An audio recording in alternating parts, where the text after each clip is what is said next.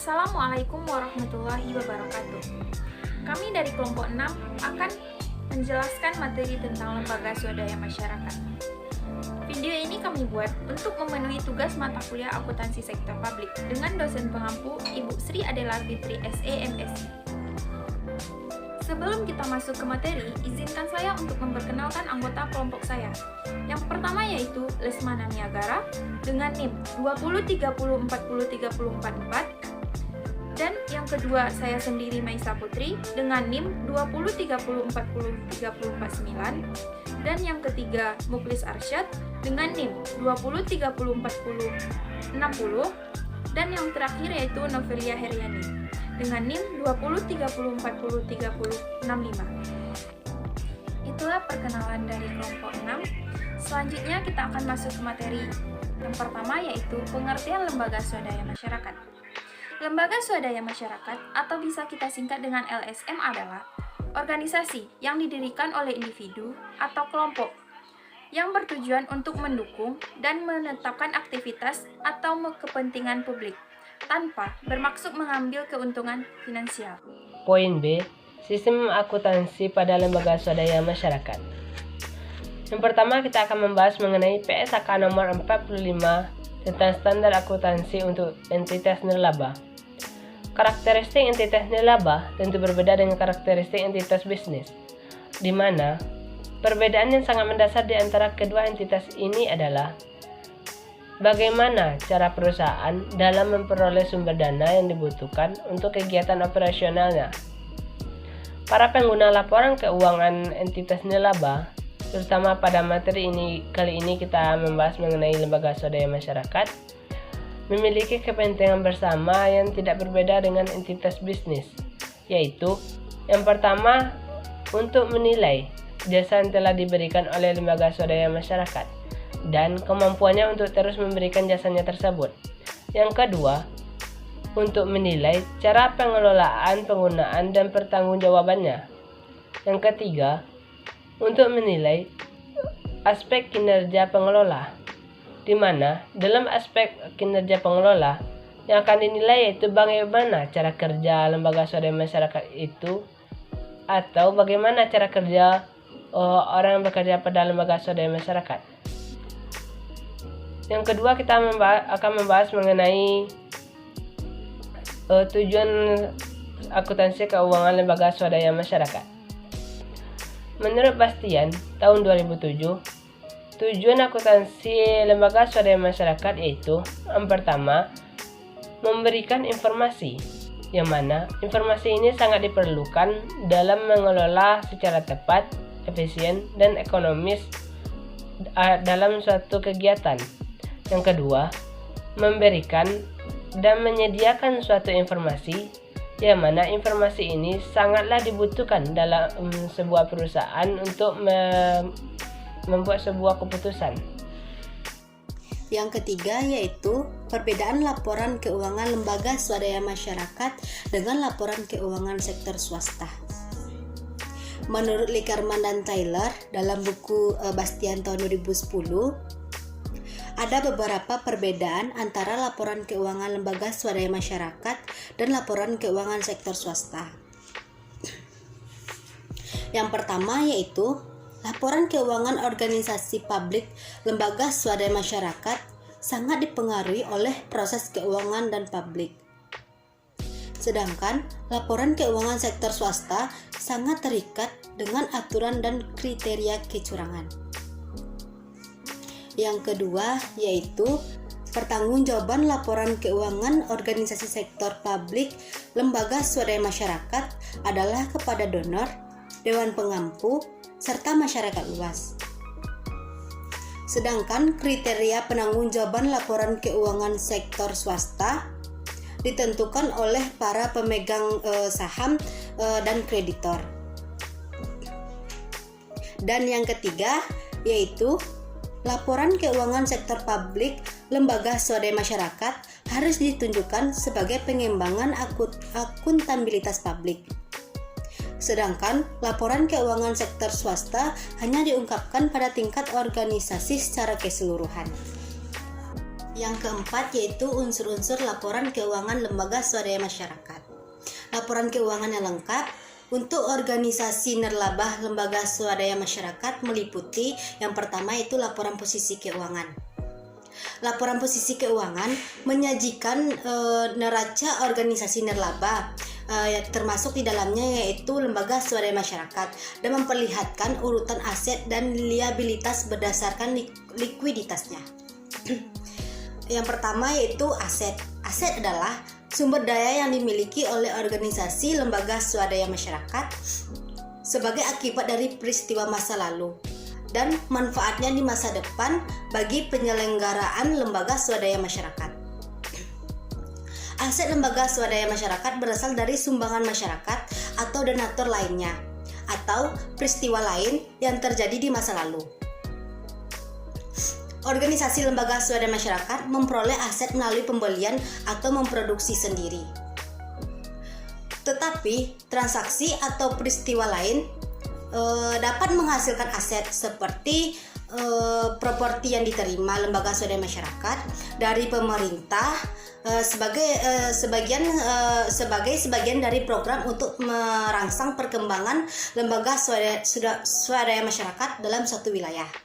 Yang kedua yaitu liabilitas. Liabilitas adalah utang organisasi lembaga swadaya masyarakat masa kini yang timbul dari peristiwa masa lalu, dan penyelesaiannya diharapkan mengakibatkan arus keluar dari sumber daya organisasi lembaga swadaya masyarakat yang bermanfaat. Penyelesaian liabilitas masa kini biasanya mengharuskan organisasi untuk mengorbankan sumber daya yang ia miliki manfaat di masa depan untuk memenuhi tuntutan masyarakat di sekitarnya atau masyarakat pengikutnya. Selanjutnya itu aset bersih. Aset bersih adalah hak residual atas aset organisasi lembaga swadaya masyarakat setelah dikurangi semua liabilitasnya. Unsur laporan keuangan yang kedua yaitu laporan aktivitas. Laporan aktivitas yaitu menyajikan pendapatan, keuntungan, beban, kerugian, dan perubahan pada ketiga kelompok aset bersih. Unsur yang berkaitan dengan pengukuran laporan aktivitas adalah sebagai berikut. Menurut buku Bastian tahun 2007A halaman 93, yaitu yang pertama penghasilan atau income adalah kenaikan manfaat lembaga swadaya masyarakat selama periode akuntansi dalam bentuk pemasukan atau penambahan aset atau penurunan liabilitas yang mengakibatkan kenaikan aset bersih. Berbagai jenis aset dapat diterima atau bertambah karena penghasilan. Misalnya, kas dan jasa yang diterima sebagai penukaran produk yang dihasilkan oleh organisasi seperti buku, buletin, artikel, atau bentuk lainnya. Yang kedua yaitu beban atau expense adalah penurunan manfaat lembaga swadaya masyarakat selama suatu periode akuntansi dalam bentuk arus kas keluar atau berkurangnya aset atau terjadinya liabilitas yang mengakibatkan penurunan aset bersih. Unsur laporan keuangan yang ketiga yaitu laporan arus kas. Laporan arus kas adalah menyajikan informasi mengenai penerimaan dan penyaluran kas organisasi nirlaba, termasuk di dalamnya lembaga swadaya masyarakat selama periode fiskal. Laporan arus kas membantu pemakai mengukur kemampuan organisasi menghasilkan arus kas di masa depan, membayar hutang dan bebannya, serta menggambarkan bagaimana perubahan dalam aset bersih. Unsur laporan keuangan yang keempat yaitu catatan atas laporan keuangan. Catatan atas laporan keuangan organisasi nirlaba termasuk lembaga swadaya masyarakat diwajibkan oleh standar akuntansi keuangan untuk beberapa item. Catatan khusus tambahan yang diwajibkan yaitu yang pertama, kebijakan yang berhubungan dengan penetapan apakah sumbangan dengan pembatasan sementara diterima dan digunakan pada periode yang sama. Dan sumbangan aset tetap dilaporkan pertama kali sebagai aset terikat temporer atau tidak terikat. Yang kedua, informasi rinci mengenai sifat dari sumber daya dengan pembatasan temporer dan permanen. Yang ketiga, yaitu jumlah piutang janji tanpa syarat yang berumur kurang dari 1 tahun. 1 tahun sampai dengan 5 tahun dan lebih dari 5 tahun. Dan yang keempat yaitu jumlah pencadangan untuk piutang janji tanpa syarat yang tidak tertagih. Yang kelima, jumlah janji bersyarat. Dan yang keenam, gambaran dan jumlah setiap kelompok janji bersyarat yang memiliki kesamaan karakteristiknya. Materi selanjutnya yaitu fungsi laporan keuangan lembaga swadaya masyarakat.